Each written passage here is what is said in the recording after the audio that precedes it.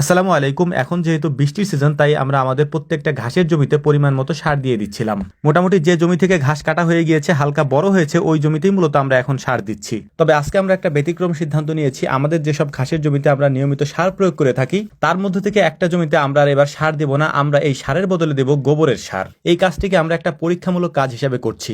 আমরা মূলত দেখতে যাচ্ছিলাম যে স্বাভাবিকভাবে আমরা যে সার বাজার থেকে কিনে নিয়ে আসি, সেই সারের বদলে যদি আমরা গোবরের এই সার আমরা ব্যবহার করে থাকি, সেক্ষেত্রে আমাদের ফলন কিরকম হয়, ওই সারের মতো হয় কিনা। যে জায়গাটিতে আমরা খামার থেকে গোবর এনে মজুত করে রাখি, সেখান থেকেই মূলত আমরা গোবরগুলিকে নিয়ে যাচ্ছিলাম আমাদের ঘাসের জমির দিকে। সার হিসাবে অনেকদিন আগে যে গোবরগুলি আমরা রেখেছিলাম এখানে, সেই গোবরগুলিকে বেছে নিয়েছি এবং এই গোবরগুলিকে আমরা সুন্দর করে কেটে তারপর এখান থেকে ঝুরঝুরা করে তারপর এখান থেকে নিয়ে যাচ্ছি।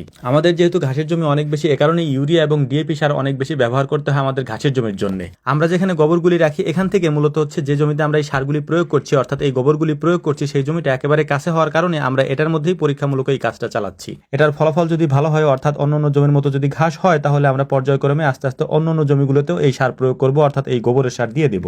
এই গোবরের সারগুলি প্রয়োগ করার আজকে একটা উত্তম দিন ছিল। এটার কারণ হচ্ছে গত কয়েকদিন যাবত প্রচন্ড রোদের কারণে এটা মোটামুটি শুকিয়ে গেছে। এখন যদি এটা বৃষ্টি নামে, বৃষ্টির মধ্যে এইটা কাদা কাদা হয়ে যাবে, এটাকে আর বোনা যাবে না। যে কারণে এই শুষ্ক অবস্থায় এটাকে আমরা বুনে দিচ্ছিলাম এবং আকাশে আমরা দেখতে পাচ্ছি প্রচন্ড পরিমাণে মেঘ দেখা যাচ্ছে এবং কিছুক্ষণের মধ্যে হয়তো বৃষ্টি হবে। এই কাজগুলি করছিলাম আর আমরা মূলত বৃষ্টির জন্যই অপেক্ষা করছিলাম, যে এটা শেষ করতে করতে যেন বৃষ্টি চলে আসে এবং বৃষ্টি আসার সাথে সাথে এটা গলে যাবে এবং গলে গেলে ঘাসের গোড়ায় পৌঁছে যাবে। সেক্ষেত্রে আমাদের কাজটা অনেক সহজ হয়ে যাবে। আলহামদুলিল্লাহ, আমরা যখন এই চিন্তা ভাবনা করতেছিলাম যে বৃষ্টি হবে কি হবে না, তখনই দেখলাম যে আল্লাহ তাআলার রহমতে প্রচুর পরিমাণে বৃষ্টি শুরু হয়েছে এবং এই বৃষ্টির ফলে আমাদের কাজের মধ্যে একটা উৎফুল্লতা দেখা দিয়েছে। কারণ আমরা মূলত বৃষ্টির জন্যই অপেক্ষা করছিলাম, বৃষ্টি হলে আমাদের অনেক উপকার হবে। বৃষ্টি হলে আমরা চিন্তা ভাবনা করে রেখেছিলাম যে আমাদের আরো যে জমিগুলি রয়েছে, যে জমিগুলিতে সার দেওয়ার উপযুক্ত সময় এসেছে, সেই জমিগুলিতে আমরা সার দিয়ে দিব, যেটা আমরা ইউরিয়া এবং ডিএপি সার দিয়ে থাকি। সেই সারগুলি আমরা দিয়ে দেওয়ার চেষ্টা করবো ইনশাআল্লাহ। তো আমাদের এখানের মূলত কাজ এখন শেষ। আমরা একেবারে সর্বশেষ যে কাজগুলি ছিল, এখানে কয়েকটা জায়গা বাকি ছিল সার দেওয়া, সেই জায়গাগুলো আমরা দিয়ে দেওয়ার কারণে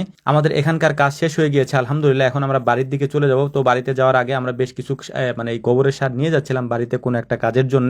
আলহামদুলিল্লাহ, এখন যে বৃষ্টি হয়েছে, এই বৃষ্টিতে যে সার আমরা বুনে দিয়েছি এখানে, যে গোবরের যে সারগুলো বুনছি, এটার জন্য যথেষ্ট। তবে আমরা যদি এখন ইউরিয়া এবং ডিএপি সার দিতে যাই অন্য জমিতে, সেক্ষেত্রে আরো বৃষ্টির পরিমাণ হতে হবে, অর্থাৎ মাটি তেমন ভালো মতো ভিজে নাই, যে কারণে এই বৃষ্টিতে তেমন একটা সার প্রয়োগ করা যাবে না। তো আমরা অপেক্ষা করতেছিলাম যে বাকি বৃষ্টি আরো হয় কিনা। অপেক্ষা করতে করতে বিকালের দিকে দেখলাম যে এত পরিমাণে বৃষ্টি হয়েছে যে বাড়িতে একেবারে পানি আটকে গেছে আর কি। তো আলহামদুলিল্লাহ, এটা আমাদের দরকার ছিল। তো এখন আমরা সার নিয়ে চলে যাবো আমাদের ঘাসের জমিতে। 4 কাঠা জমির জন্য আমরা সারগুলি নিয়ে যাচ্ছি, অর্থাৎ আমরা এখন যে জমিটাতে সার দিব, ওই জমিতে মূলত আমাদের যে বোনা ঘাসগুলি রয়েছে, সেই ঘাসগুলি আছে। একটু আগে প্রচন্ড ঝড় এবং বৃষ্টি হয়েছে, কিন্তু আমরা এখানে আসতে আসতে দেখলাম যে রোদ উঠে গিয়েছে। তো এখানে মূলত 4 কাঠা জমিতে আমরা 12 কেজির মতো ইউরিয়া সার দিয়ে দিয়েছি এবং পাশেই আমাদের আরেকটা জমি ছিল যেটার মধ্যে আগেই সার দেওয়া ছিল। তো এইটার মধ্যে দেখলাম যে ঘাসগুলি একেবারে পড়ে গিয়েছে। এটার কারণ প্রচন্ড পরিমাণে বাতাস হয়েছে এবং এর সাথে যেহেতু বৃষ্টি ছিল, এই কারণে ঘাসগুলি পড়ে গিয়েছে। তো এটার মধ্যে যে তাল গাছের ডালপালাগুলি ছিল, সেটা এই জমির মধ্যে এসে পড়েছে। সেগুলিকে আমরা পরিষ্কার করে দিয়ে আমরা এখন চলে যাবো আমাদের আরেকটা জমিতে, সেই জমিতে সার দেওয়া যাবে কিনা এটা দেখার জন্য।